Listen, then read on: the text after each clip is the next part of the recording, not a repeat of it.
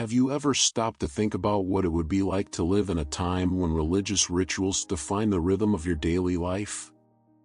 Let's go back thousands of years, when the people of Israel prepared for one of the most important days on their calendar, Yom Kippur. This day of atonement and purification not only shaped the spiritual identity of a nation but also carried rituals and meanings that resonate to this day. But what happened on that day? How did these rituals influence generations and remain central even today? Let's travel back to the time of the Temple of Jerusalem to discover how Yom Kippur was experienced and celebrated. Before the great day of Yom Kippur, the people of Israel went through an intense period of spiritual and physical preparation. The arrival of Yom Kippur brought with it a sense of spiritual urgency, where all members of the community dedicated themselves to introspection and repentance. This was not a mere formality. The people truly believed that the success of Yom Kippur, as a day of atonement, depended on the proper preparation of each individual. Preparation involved more than just external rituals. It was an opportunity for people to mend broken relationships, seek forgiveness from friends, family, and neighbors, and reflect on the mistakes made throughout the year. This process of reconciliation was part of what Yom Kippur symbolized, not only divine forgiveness but also the restoration of human relationships. The entire community prepared emotionally and spiritually for what was to come.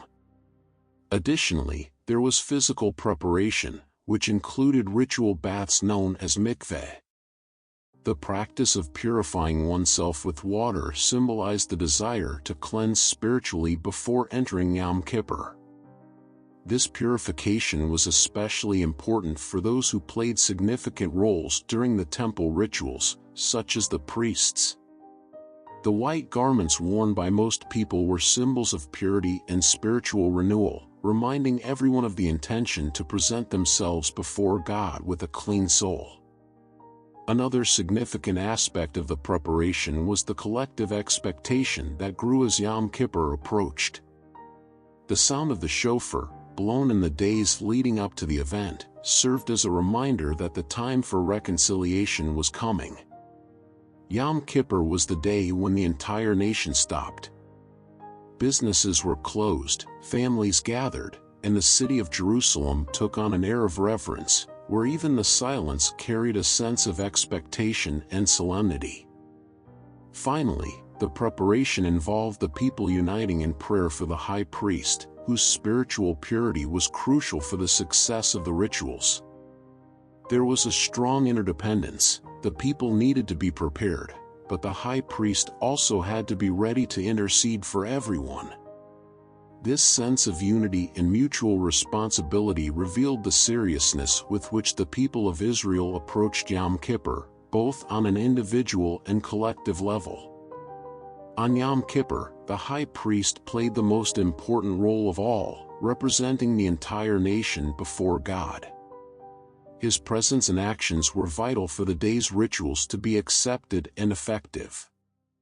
In the days leading up to Yom Kippur, he was separated from the community and underwent a series of rigorous preparations in the temple. These preparations included fasting, prayers, meticulous reviews of the rituals, and repeated purifications, all aimed at ensuring he would be in impeccable spiritual condition on the great day. The high priest was not just a religious leader, he was the intermediary between the people of Israel and God. The pinnacle of his role occurred when he entered the Holy of Holies, the most sacred place in the temple. This was the only day of the year when anyone could enter this space, and the high priest did so on behalf of the entire nation. Before entering the Holy of Holies, he offered sacrifices for his own sins, ensuring he was spiritually pure to conduct the atonement rituals for others. Dressed in special white linen garments, he set aside his luxurious robes adorned with gold and precious stones that he wore on other occasions.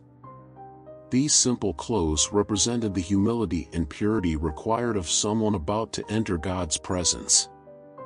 The white linen symbolized the absence of sin, simplicity, and the willingness to present oneself before God without ostentation but with a pure and contrite heart. One of the most intense moments of Yom Kippur was when the high priest sprinkled the blood of the sacrifices before the Ark of the Covenant, which represented God's presence. This act of purification was not just a symbolic ritual but was seen as the true atonement for the nation's sins. The people knew that at that moment, their spiritual destinies were in the hands of the high priest, and a reverent tension filled the air. The success of this ritual meant God's forgiveness, while any error could compromise the atonement. The emotional and spiritual weight carried by the high priest was immense. He knew he represented the lives and souls of all the people of Israel before God. Every movement he made within the temple was laden with meaning, from the sacrifices to the prayers, all carefully performed with the certainty that they were being observed and judged by God. His role was not merely religious but a true spiritual responsibility for the nation. At the heart of the Yom Kippur rituals was sacrifice, a deeply symbolic act essential for the atonement of sins. Among the many sacrifices offered that day, one of the most notable was the rite of the scapegoat. This ritual, so charged with symbolism, represented the transfer of the people's sins onto an animal, which would then be taken into the desert, away from the community, carrying with it the nation's transgressions. 2 goats were chosen for the ritual. One would be sacrificed on the altar, representing the direct atonement of sins. The other, known as the scapegoat, had a different fate. The high priest would place his hands on the goat's head and confess the people's sins, symbolically transferring all of Israel's transgressions onto the animal. This act was both symbolic and emotionally powerful, offering the people a tangible vision of their sins being taken away. After the symbolic transfer of sins, the scapegoat was led into the desert by a designated man and released into an inhospitable land with no chance of return.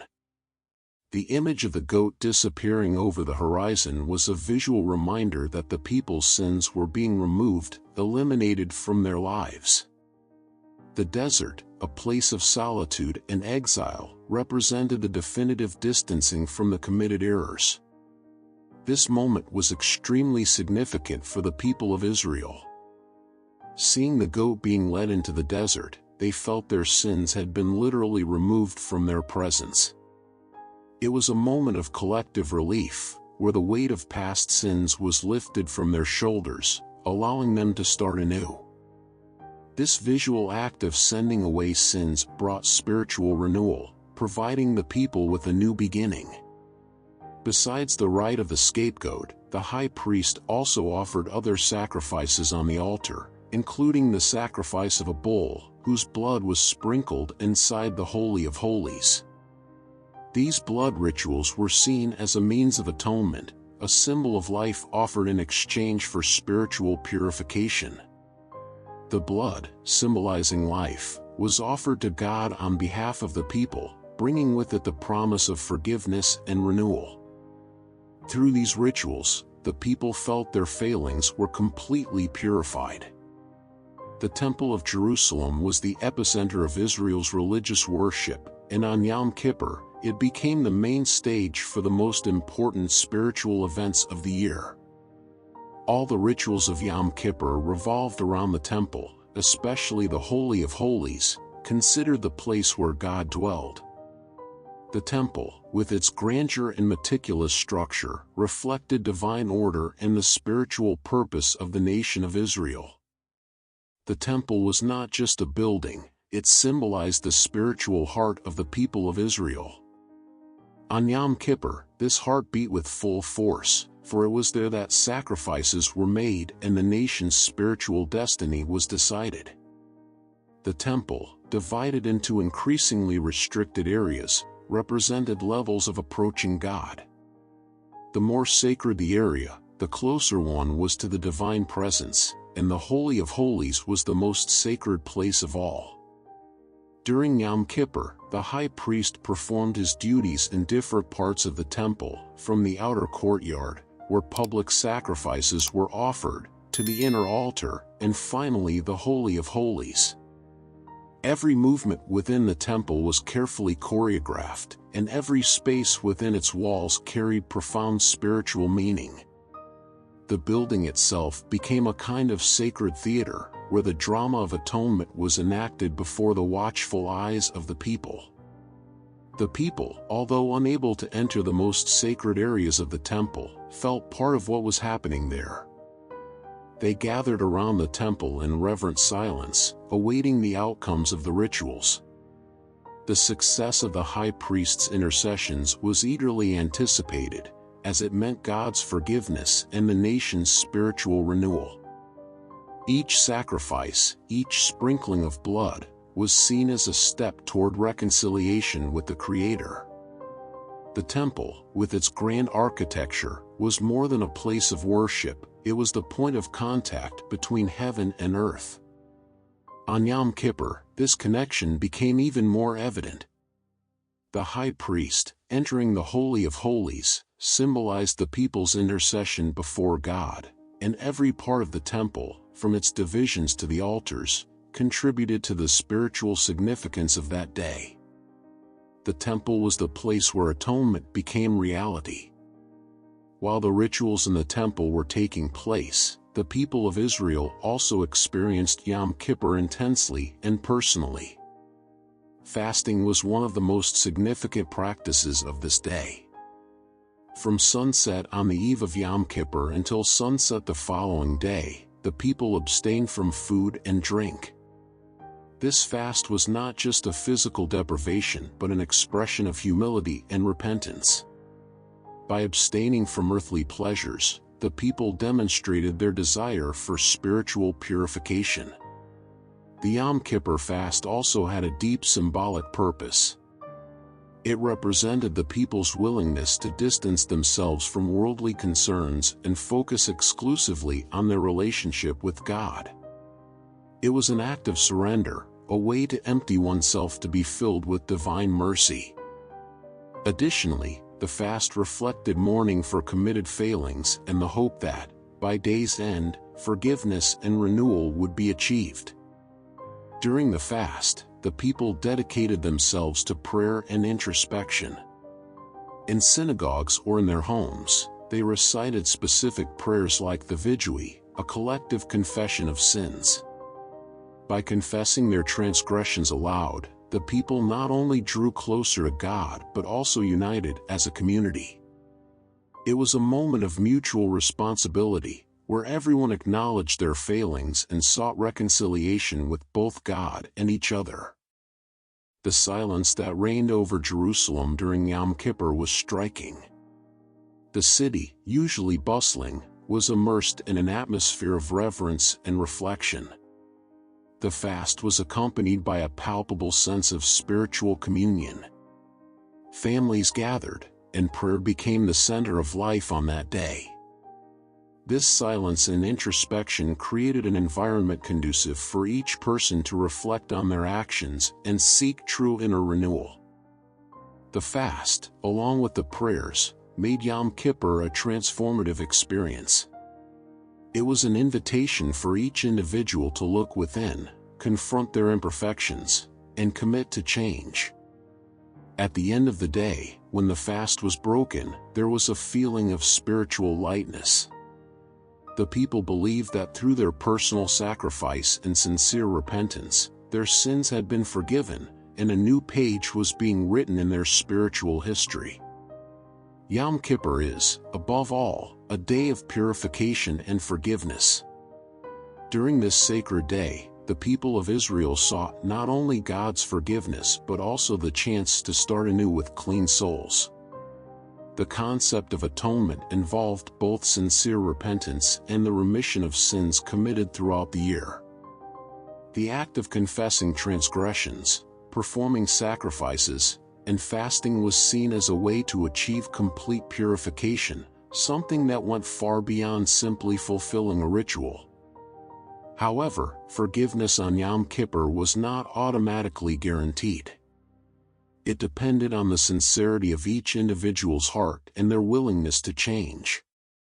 The people understood that divine forgiveness did not just mean being freed from the consequences of sins, but an internal transformation leading to reconciliation with God and others. The confession, known as vigui, was not just a list of sins but a moment of deep introspection and humility before God. The concept of purification on Yom Kippur had both personal and collective dimensions. While each individual sought their own reconciliation, the people as a whole underwent a process of spiritual renewal. Through the sacrifices and rituals conducted by the high priest, the nation of Israel believed their sins were purified, granting them a new chance to walk with God. Forgiveness was not seen as something isolated but as the restoration of a broken relationship with the Creator. Furthermore, Yom Kippur also emphasized the importance of forgiveness among people. It was not sufficient to seek God's forgiveness without first reconciling with those who had been wronged. Before the sacred day, many would seek out family members, friends, and neighbors to ask forgiveness for offenses committed, knowing that complete atonement depended on restoring these human relationships. This practice reinforced the idea that spirituality was not limited to the individual sphere but extended into community life. Spiritual purification, achieved through forgiveness, marked the beginning of a new cycle where past failures were abandoned, and a new opportunity to live according to divine precepts was given to all. Yom Kippur offered an opportunity for spiritual rebirth, a moment to leave the past behind and embrace a future of communion with God and the community. One of the most striking and emotional moments of Yom Kippur in ancient times was the final blowing of the shofar. The sharp and deep sound of the shofar, or ram's horn, echoed through the temple and the entire city, announcing the end of the fast and the day's rituals. This moment had special significance, marking the conclusion of the Day of Atonement and symbolizing that the process of forgiveness and purification was complete. The blowing of the shofar was not just a ceremonial event. It carried an intense emotional and spiritual weight. For the people who had spent the day fasting and reflecting, that sound brought relief, renewal, and the hope of a new beginning. Hearing the shofar, the people knew that God had accepted their prayers and sacrifices. It was as if the sound of the ram's horn was divine confirmation that they were ready to move forward, now purified and reconciled with the Creator. The tradition of the shofar dates back to biblical times, and its connection to Yom Kippur is profound. It symbolized both the conclusion of a spiritual cycle and the beginning of a new stage. The shofar was used to call the people to attention, to mark moments of transition, and on Yom Kippur, it signaled the passage from a state of repentance and purification to a state of renewal. It was a call to restart life with a lighter heart and a mind more focused on spiritual matters. Beyond its immediate significance, the blowing of the shofar also carried an eschatological meaning. Many believed that the sound of the shofar pointed to the future, to the day when the final redemption of Israel and all humanity would occur. Thus, hearing it at the end of Yom Kippur, the people not only celebrated the forgiveness of past sins but also renewed their hope in the fulfillment of divine promises. The sound of the shofar was a reminder that just as God forgave them that day, He would also bring full redemption in a coming time. Ending the day with the sound of the shofar, the people felt a mix of emotions: gratitude, renewal, and hope. It was the sound that closed the fast but also opened the way for a new year, a new life, and new opportunities to live in alignment with divine precepts. The sound dissipated into the air, but its reverberations remained engraved in each person's heart, marking the conclusion of the most sacred and transformative day of the Jewish calendar. Although Yom Kippur in ancient times was closely linked to the Temple of Jerusalem and the sacrifices that took place there, its essence and significance transcended the barriers of time. Even after the destruction of the temple in 70 AD, Yom Kippur remained one of the most important and revered dates on the Jewish calendar, adapting to new circumstances and continuing to shape the spiritual life of Jews. With the end of sacrifices in the temple, Yom Kippur underwent a transformation. The emphasis of the ancient rituals shifted to prayer, fasting, and personal confession. People began gathering in synagogues, where the tradition of repentance, reflection, and seeking forgiveness remained alive. Instead of animal sacrifices, prayer became the main means of drawing near to God. The focus became even more on purifying the heart and mind, keeping the spirit of Yom Kippur intact despite external changes. The impact of Yom Kippur, however, is not limited to the Jewish world. Its concepts of atonement, forgiveness, and renewal resonate across various cultures and religions. The idea of a day dedicated to introspection, sincere repentance, and reconciliation with God and others has widespread appeal.